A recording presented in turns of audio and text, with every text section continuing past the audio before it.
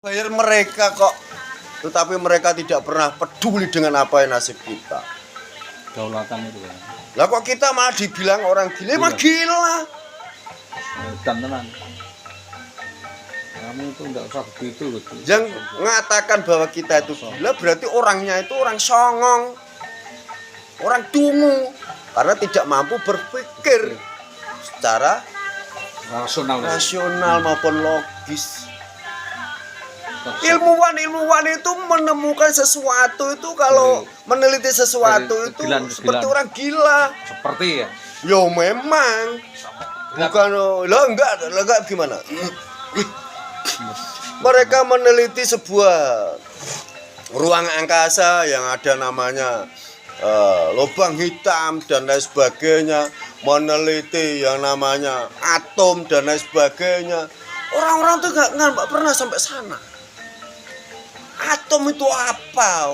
Atom diteliti. Itu tuh. Nah, bilang gila ya pantas. Karena yang mengatakan itu orang nggak tahu apa-apa. Tetapi kalau orang itu mampu berpikir kritis ya, wah, ilmuwan itu hebat. Sesuatu yang dianggap tidak logik lah ya. Sesuatu yang tidak logik itu mampu diterjemahkan dengan logik. Untuk apa ada pelajaran fisika? Untuk apa ada pelajaran matematika? Gitu loh. Semua itu kan untuk mengungkap sesuatu yang tidak logik. Supaya logik. Iya. Ini adanya awa itu seperti apa? Ini ada molekul itu untuk apa dan lain sebagainya. Iya. Orang-orang itu kan nggak pernah berpikir sampai situ. Sama juga apa yang kita lakukan saat ini ketika kita bergerak memberontak itu tujuannya untuk apa? Ketika kita melawan pemerintah itu apakah kita yang salah? Tidak salah loh. Kita bosnya kok. Kita yang bar mereka kok. Kita marah kok dibilang orang gila. Yang gila itu yang nggak mau marah dengan pemerintah yang arogan itu.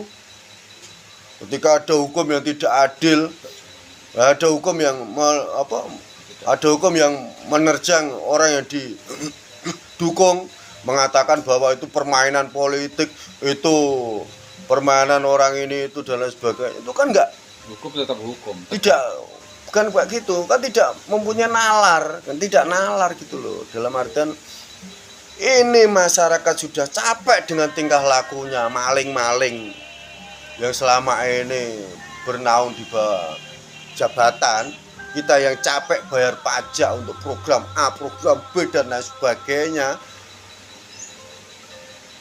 Ini kok malah kita yang dikatakan gila. Loh, kita ini sudah capek masalahnya, habis sabar. Udah nggak ada sabar saat ini. Kalau memang negara ini mau bubar, silakan bubar. Rakyat tuh nggak butuh negara.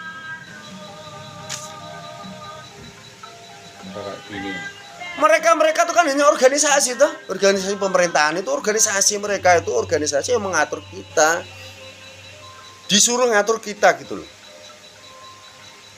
Jadi kita itu bersepakat memberikan upah kepada mereka itu karena ada yang namanya negara itu kan harus ada dukungan administratif. Dukungan administratif itu apa? Sebuah negara itu harus ada administrasinya. Nah, administrasi negara itu apa saja ya, kependudukan, peta wilayah dan lain sebagainya. Nah, dari situlah nanti muncul lagi ide-ide masalah kesehatan, masalah pendidikan, masalah orang miskin dan lain sebagainya itu caranya seperti apa diatur. Itu kan demi mewujudkan keadilan sosial bagi seluruh rakyat Indonesia. Gitu loh. Ketika itu nggak pernah terwujud, yang kaya makin kaya, yang miskin makin menjerit. Loh, kok kita marah nggak boleh? Orang itu nggak paham apa itu Pancasila, nggak pernah paham apa itu Undang-Undang Dasar 45. Di sana tertuang dengan jelas. Kita tuh tidak perlu memikirkan KUHP, kita nggak perlu KUHP itu nggak perlu. Rakyat itu yang dibutuhkan Undang-Undang Dasar 45 dengan Pancasila, titik. Karena itu kekuatan besar rakyat kecil hanya di situ. Kalau sudah turun sampai perdes, itu sudah manipulatif, bisa dikatakan seperti itu. Makanya rakyat kecil selalu kalah.